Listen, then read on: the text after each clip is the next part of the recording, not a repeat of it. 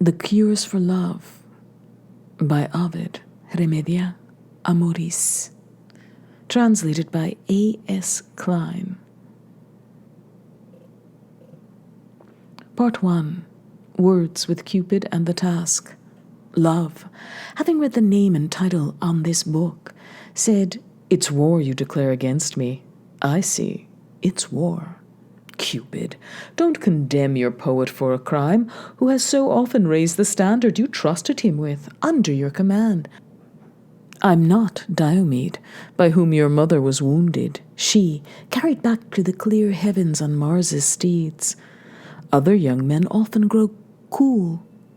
I've always loved, and if you ask me now too, what I do, I love. Indeed, I've taught as well by what art you can be won, and what was passion before is now reason. Sweet boy, I've not betrayed you or my art, and this new muse unravels no prior work.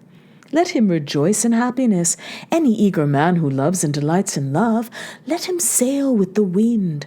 But any man who suffers badly from the power of a worthless girl shouldn't die, if he understands the help that's in my art. Why should any lover hang from a high beam, a sad weight, with a knotted rope around his neck?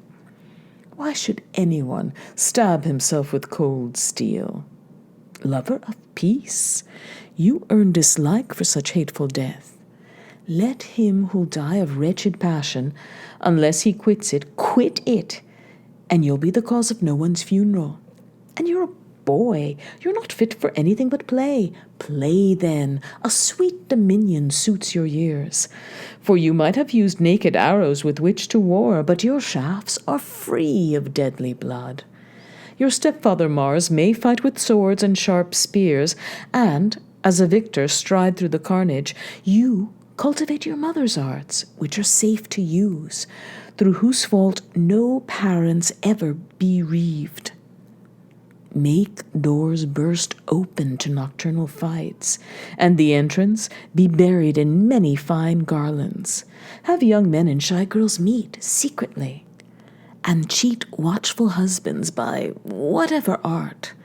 And now let the lover who shut out speak flatteringly, and now curse the rigid doorpost, and weeping sing. You, be content with these tears with no guilt for death.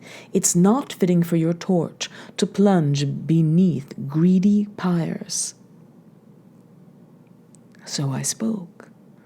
Golden love moved his jeweled wings and said to me, "Finish the work you planned. Come to my teaching, young men who have been deceived, you whose love has utterly betrayed you. Learn how to be cured from him who taught you how to love. The one hand brings the wound and the relief. The same earth nurtures healing herbs as harmful, and the nettle's often near to the rose. Achilles' spear that once wounded Telephus' enemy also brought the cure for the wound. But believe me, girls, I tell you whatever I tell the men. I grant weapons to either side, and if any of it does not apply to your needs, it can still teach you a great deal by example. It's a good idea to quench fierce flames. Don't let your heart be slave to your failings. Phyllis would have lived if she used me as her master, and gone the way she went 9 times more often. Dido, as she died, would not have watched the Trojan ships from the summit of her tower as they set sail, nor would pain have armed Medea against her children, taking vengeance on her husband by harming her offspring. By using my art, Tereus, when Philomela charmed him, would not have deserved to become a bird for his crime.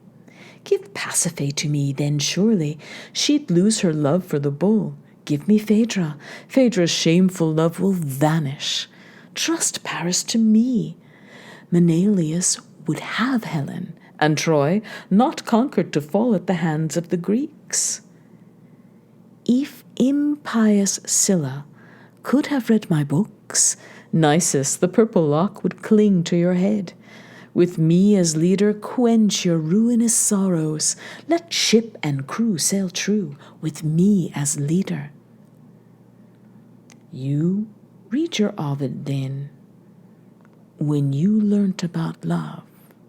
Now the same Ovid's to be read by you. The public champion, I lighten hearts constrained by their masters.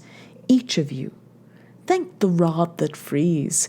Phoebus, source of the power of medicine and song, may your laurel help me, I beg of you, as I begin. Yours is the nurturing of a doctor and poet alike.